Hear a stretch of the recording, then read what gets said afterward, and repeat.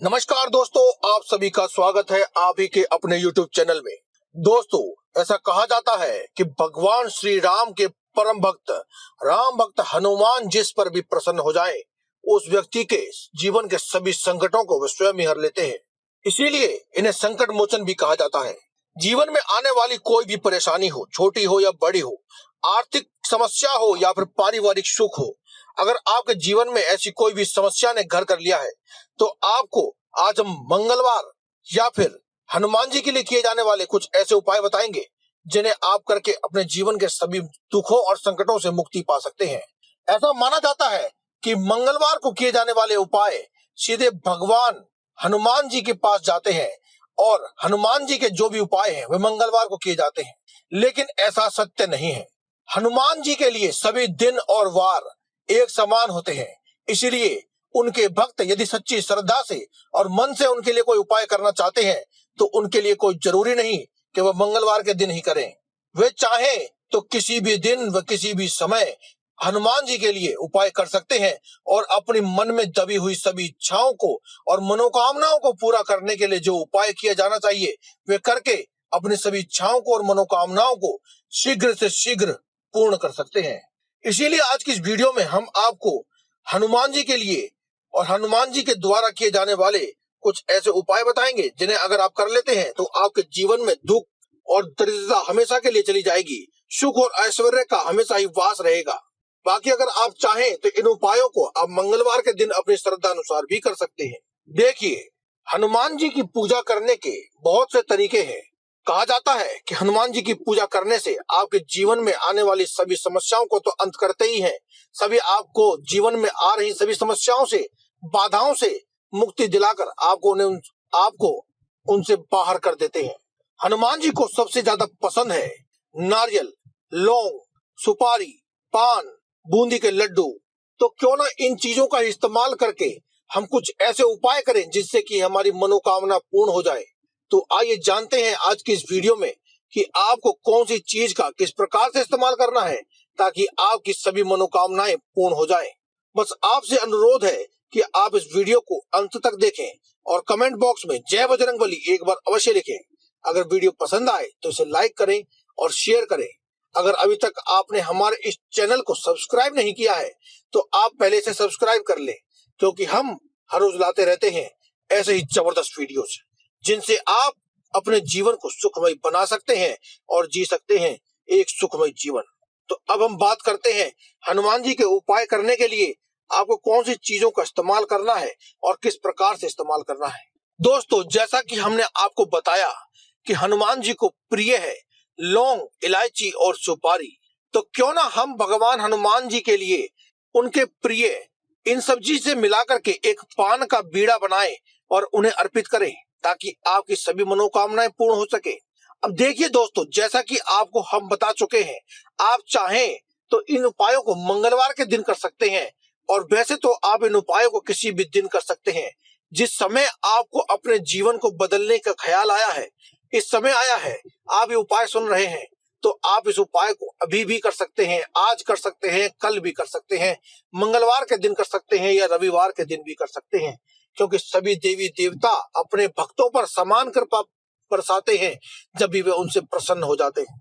दोस्तों, जीवन में ज्यादातर समस्याएं तो शनि दोष या फिर कोई पापी ग्रह अगर आपकी कुंडली में आकर बैठ जाता है तो उसके कारण होती है।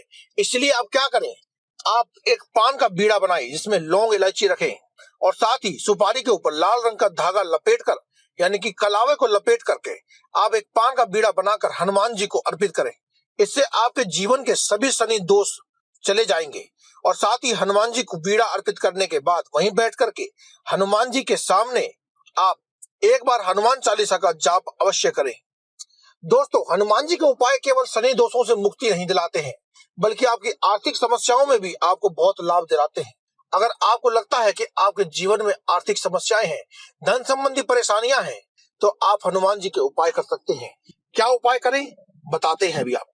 बस आप ये वीडियो अंत तक देखें ताकि आपको आज इस वीडियो में हम जो खास उपाय बताने वाले हैं उन सभी उपायों के बारे में जानकारी हो सके और आप अपने जीवन में सुखहाली और खुशियां भर सके।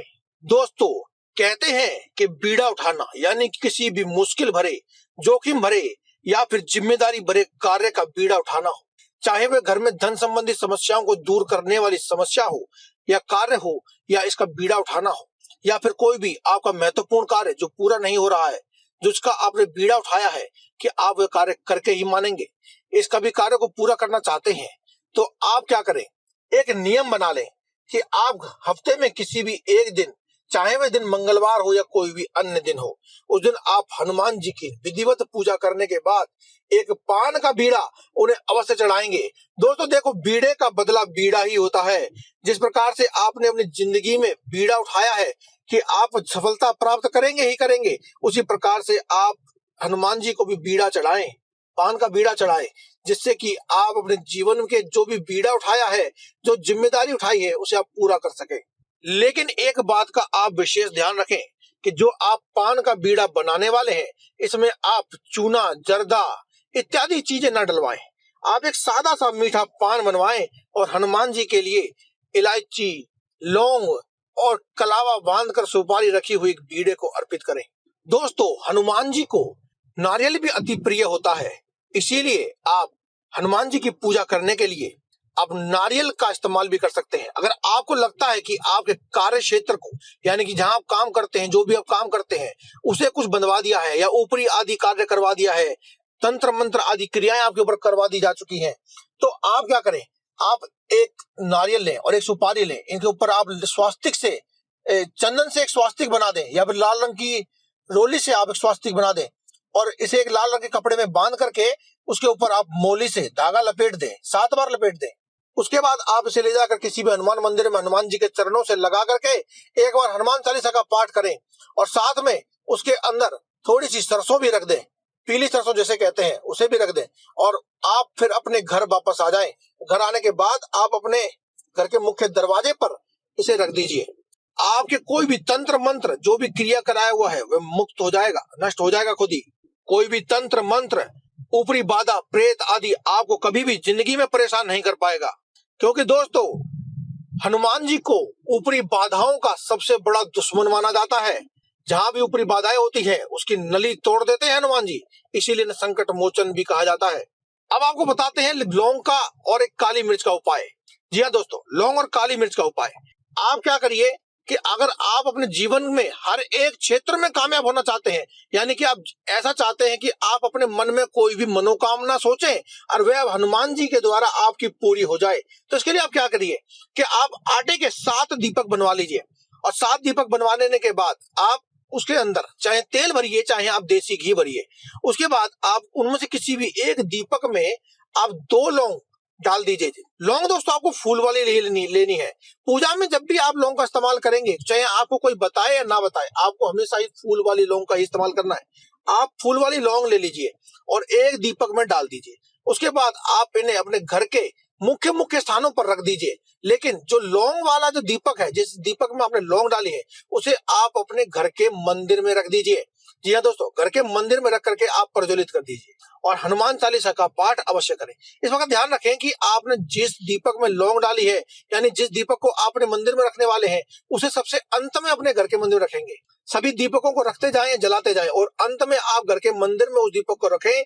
आप उस दीपक को फिर प्रज्वलित करें और आप फिर वहां पर बैठ करके अपने घर में ही हनुमान चालीसा का पाठ करें। हनुमान चालीसा का पाठ पूरा हो जाए उसके बाद अपने मन में अपनी मनोकामना को आप 7 बार कहें।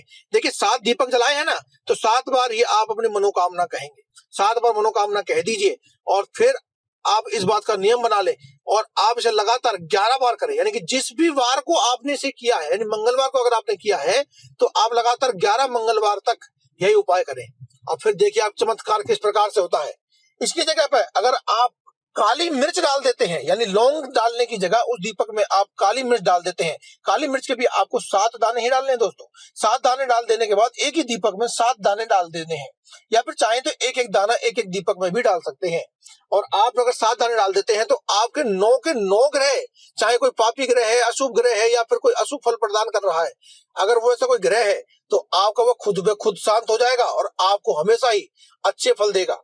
इसके अलावा अगर आप चाहते हैं कि आपको किसी प्रकार का दुख नहीं है लेकिन आपके घर में हमेशा ही बरकत बनी रहे, तो इसके लिए आप क्या कर सकते हैं कि आप एक दीपक में एक सिक्का डाल दें, बाकी के 80 दीपकों में आप लौंग डालेंगे, लेकिन एक दीपक में आप सिक्का डालेंगे। यानी कि आपने टोटल 7 आपने दीपक जलाए हैं, तो 6 दीपक में आप एक एक यानी कि 6 लौंग डालेंगे और एक दीपक में आप सिक्का डालेंगे।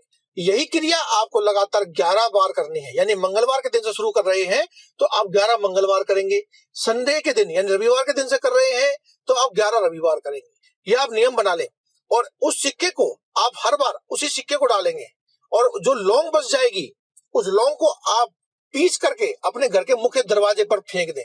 समझ में आ गया? अब आपको क्या करना है कि आपने जो 6 लौंग डाली हैं, दीपक बुझ जाएगा, पूरा हो जाएगा। उसके बाद आपको उन सभी दीपकों में से लौंग निकाल करके उन्हें अपने हाथ पर या किसी चीज पर रगड़ करके पीस के अपने घर के दरवाजे पर डाल देना है। लेकिन सिक्के को उठा करके आप पूजा के मंदिर में रख दें और अगली बार यानी मंगलवार से शुरू किया है तो अगले मंगलवार आप फिर से वही क्रिया करेंगे, लौंग नहीं डालेंगे लेकिन सिक्का वही डालेंगे आप। इस प्रकार से 11 बार करने के बाद जो 11 बार जो आप सिक्का उठाएंगे उसे उठा करके एक लाल रंग के कपड़े में बांधकर अपने घर के पूजा के मंदिर में रख दीजिए या फिर जहां भी आप घर में धन रखते हैं वहां पर आप इसे रख दीजिए। आप देखिएगा कि आपकी जिंदगी में दिन दूनी रात चौगनी तरक्की किस प्रकार से होती है। ये एक सिद्ध और आजमाया हुआ उपाय है। तो दोस्तों आज की इस वीडियो में केवल इतना ही। कल फिर आपसे मुलाकात होगी एक और नई टिप्स के साथ। तब तक के लिए धन्यवाद। कमेंट बॉक्स में लिखते रहे जय बजरंगबली।